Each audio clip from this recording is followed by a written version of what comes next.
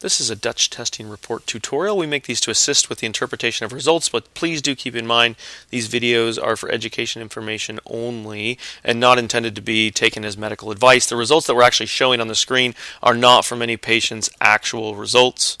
There's a lot of data here as it relates to cortisol. We want to start primarily with the free cortisol, which represents the circulating or active cortisol, and it's measured several times throughout the day because we're expecting to see values that increase in the early morning and then come back down throughout the day. So that's called a diurnal pattern, and we're expecting to see that. In this particular case, we're not seeing a whole lot of the free cortisol, and that's something that's definitely noteworthy.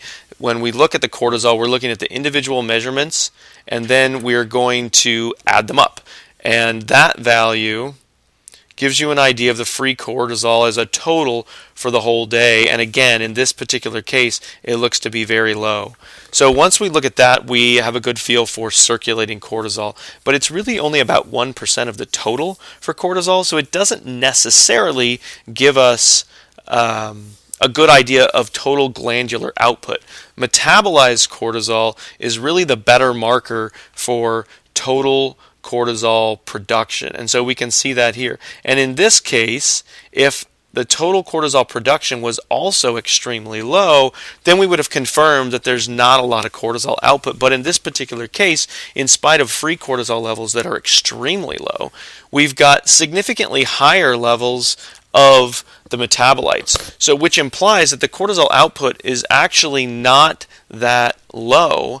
And so we want to put the whole picture together of the free cortisol and then the total production, and then there's other details that we can see as well. Now, as cortisol is made by the adrenal gland in response to the brain making ACTH, that's a signaling hormone, hits the adrenal gland, and then cortisol is produced. As it goes throughout the body as cortisol, it's then interconverted to its inactive form called cortisone. So because there's this back and forth action between cortisol and cortisone, then we want to measure them both. So if we look at cortisone and not just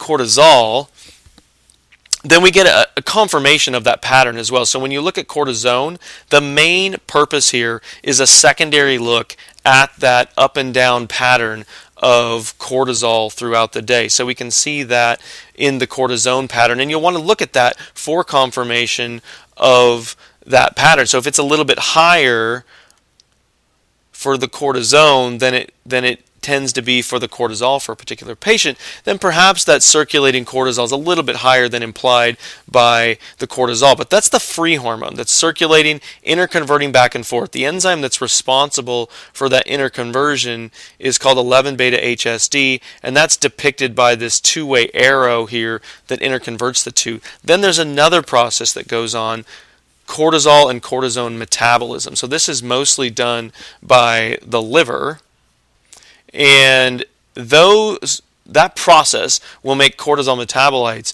That's an irreversible process. So when we're looking at the total cortisol production, that is the total of the cortisol and the cortisone metabolites. So in a case like this, the implication is the free cortisol is very low, the metabolites are not. That implies increased cortisol and cortisone metabolism, which can be upregulated in cases of obesity, excess thyroid. There are certain situations that upregulate it.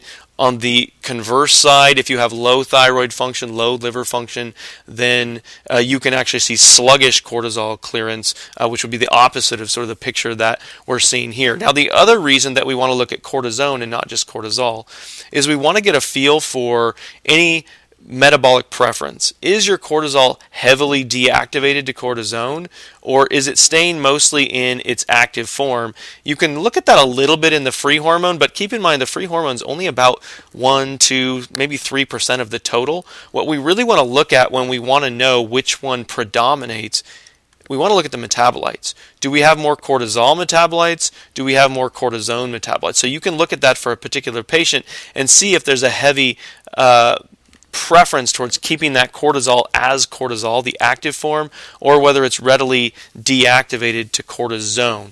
So overall, we want to look at that metabolic preference in addition to free cortisol over time and the total of the glandular output. So I hope that's been helpful. If you have any questions, we do have a lot of other educational videos on the website, but please do, from a patient perspective, send your questions back to your healthcare provider so they can help you work through the results and any clinical implications and any treatment suggestions. And we thank you for testing with us.